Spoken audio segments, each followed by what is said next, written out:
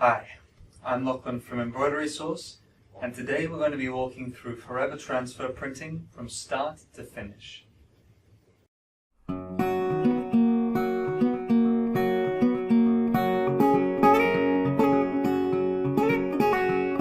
There are four main things we'll need for Forever Transfers. The first is a toner printer. The second is a heat press. The third is a Forever Transfer papers, both an A sheet and a B sheet. And the fourth is a finishing paper. If you're looking to do single color designs only using Forever FlexSoft products, all you need is a black toner printer. If you want to do full color prints using Forever LaserDark, you'll need a CMY toner printer, preferably with white toner. For today, we're using the new Oki A3 CMY Plus White toner printer. When it comes to heat presses, there are three important things to keep in mind. The first is the size of your bed and plate or heating element. You want it to be at least as big as the size of the sheet that you're pressing, which is either A4 or A3. The second is that you want a flat plate and heating element. This is so that when it's pressing your Forever paper, it's applying pressure evenly across the entire sheet and not putting high pressure in certain areas and low pressure in others. And the last is the type of heat press. The two main types of heat presses are clamshells and swing-away presses. Swing-away presses typically give a much more even and consistent pressure across the entire bed, so we highly recommend swing-away presses if you have one available to you, but it is still possible to use clamshells. For today, we're using the Hicks S450p 38 by 38 cm auto-opening clamshell press. We'll of course need one sheet of Forever A paper and Forever B paper. Today we're printing on Forever LaserDark. Lastly, we'll need a finishing paper. The finishing paper that you choose to use purely depends on the kind of finish that you want. We've used parchment papers, Forever's own brand of finishing paper, gloss papers, and even baking paper. And they'll all work, but they'll all give you different finishes. So this part is largely up to preference. Today we use parchment paper and also Forever finishing paper. Now let's get started. Forever paper has two sides, a glossy side and a scratchable side. We want to be printing on the scratchable side.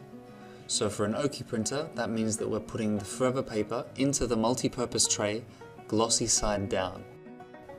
The step of printing is going to vary from person to person and from printing program to printing program.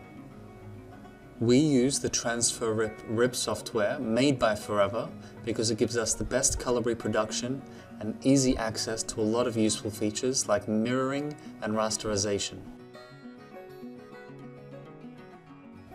The new Oki A3 CMY White printer only takes 9 seconds to warm up for its first print of the day, much faster than previous models. Now we press a Forever B sheet to the A sheet that we've just printed on. We do this by placing an A sheet, printed side facing up onto the bed of the heat press, covering it in a B sheet with the glue side or the pure white side facing down towards the printed side, and then covering it in a sheet of paper. We press this at 150 degrees for 1 minute 30 for A4 or 2 minutes for A3. For both A3 and A4, we use a medium to heavy pressure setting. For a Hicks press, this means a pressure setting of 7.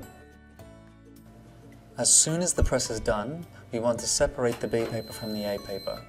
First, we'll rub the top sheet with a garment or a shirt, just to release some of the heat from the top sheet, and then we will slowly and consistently peel the B paper away from the A paper, making sure that we keep the A paper pressed against the bed of the heat press as much as possible. The amount of force you'll need to use to keep the separation moving at a consistent pace will vary along the design. The more design there is, the harder you'll have to pull. Towards the end of the design, there'll be less glue and therefore you'll need to back off the pressure you're using or you might tear off parts of the design. Now that we've separated the A and the B paper, the A paper will have tiny bits of glue around the edges where the B paper meets the A paper. We're going to want to trim this off so that we don't accidentally press this onto the garment.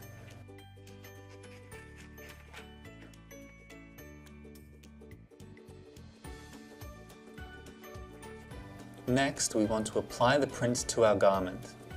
Place the garment on your heat press and then place the print glue side down towards the garment.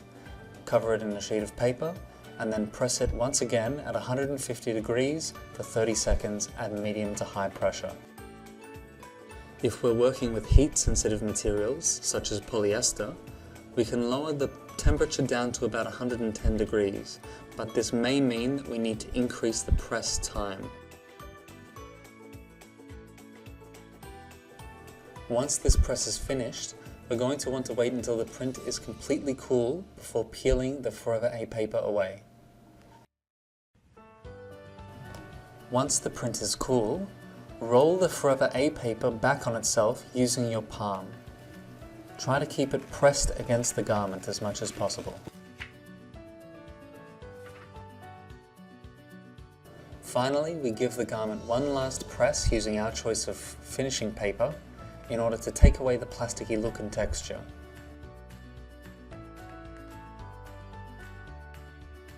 And we're done.